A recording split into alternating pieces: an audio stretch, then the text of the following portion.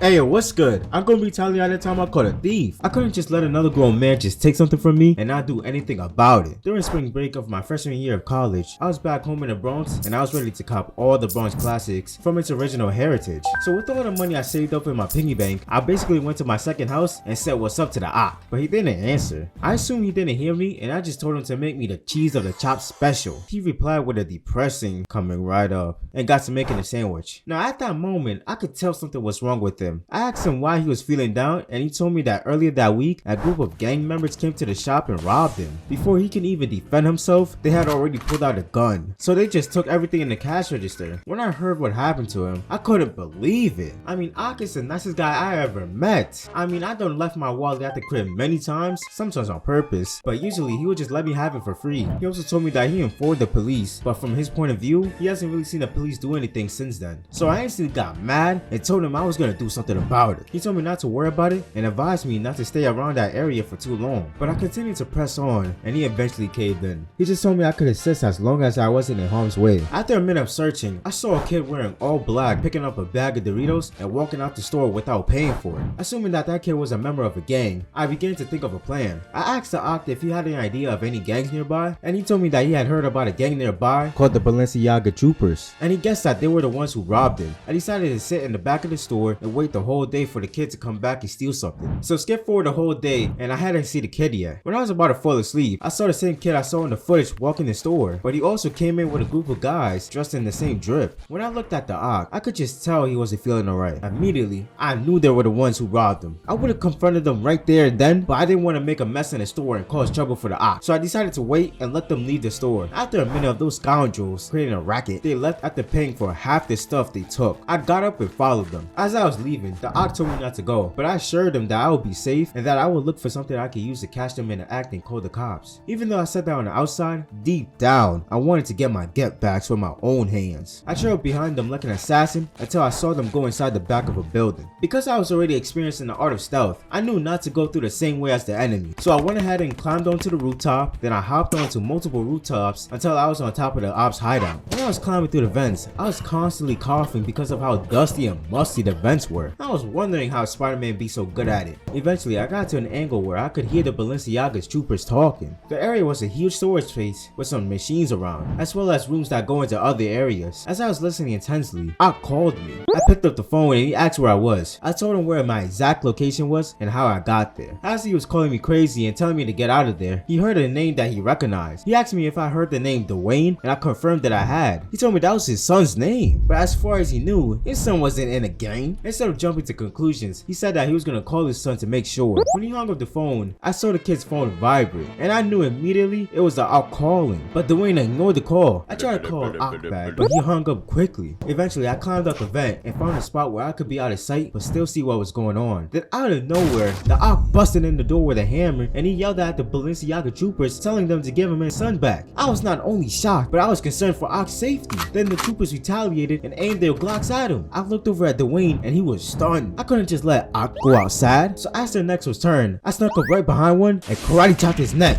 Then I picked him up and threw him at the other troopers. Then I took Dwayne's arm and dipped out. As I was running in the hallway about to get to Oct's side, two Balenciaga troopers popped up right in front of me and was about to shoot. I quickly acted and threw Dwayne at them. Once they were knocked out, I grabbed Dwayne and got to Oct's side. I saw him hiding behind cover as the troopers were shooting at him. When I gave Dwayne to Oct, I saw that Oct was tight but relieved at the same time. I told Oct to leave and that I would take care of the rest. I knew that if I left, the Balenciaga troopers would have followed them to their house and trashed his place, as well as target his shop, and I did not want to get my chopped cheese from anywhere else. Oct brought up a point that I said that if it got too dangerous, then I would leave, but I reassured him that I would be fine and told him that he needs to trust me. He was still a little shaky about the idea, but I was able to convince him with the words of a wise man: all gas, no brakes. Once he heard that, he told me to make sure that I survive and get out that place in one piece. Getting robbed is one thing, but losing someone is something that you can never get back. I promised him that I'll make it out alive, and he took his son and dipped out the side door. I then looked around and saw three of the Balenciaga troopers troopers still shooting. Because they had guns, going out and trying to fight them head on would have been dumb. So I had to find another way. While approaching one of them, I saw he had his gun pointed in my direction. So I picked up a tin can and threw it near him. Once he turned around, I walked up right behind him and karate chopped him in his neck. Then I moved on to the second guy. For this one, I climbed through the vent system. Then once I got right over the enemy, I kicked down the vent and fell on top of his head, knocking him out. But because I made a loud sound, the last guy was coming over. So for this one, I took out my phone, put a picture of a baddie on there, left it there, grabbed an assault rifle on the floor, and hid behind cover. Then once he got to the spot, he picked up my phone and started staring at it. While he was distracted, I ran up behind him and knocked him out with a gun. While I was there, I decided to look around for the money they had robbed from the deli. And after a minute of searching, I found the safe. But when I found it, I heard sirens, so I had to get up out of there. Then after some time of running, I saw Ak and Dwayne walking to their apartment. I walked up to them and Ak was thankful that I was alive. I gave him the safe and told him that the troopers were not going to bother him anymore. I told him that the police came and they most likely didn't get away. Ak was so thankful that he thanked me again, and as my reward, he gave me free chopped cheeses for a week. I told him that I appreciate it and then went back home. And that's the end of the story. As life continues, we may all forget and nullify the blessings we may have. We can easily get unfocused on the obstacles we may or may not have anticipated, and it may steer us off the path of greatness. But there is absolutely no excuse of giving up and accepting mediocrity. If you want to stay where you're at, fine. But if you want to make something out of yourself, if you truly want to drag yourself out the mud or get out the gang way, then you gotta be strong. Then you gotta fight. Then you gotta suffer through the mud. I know it's the most uncomfortable place to be in. I know. I've been there. But guess what? Going through everything I went through, comparing my life before working and after working hard, I can tell you that there's a difference. But because I care about y'all, I'll put y'all onto a memo that is easy to remember and extremely helpful.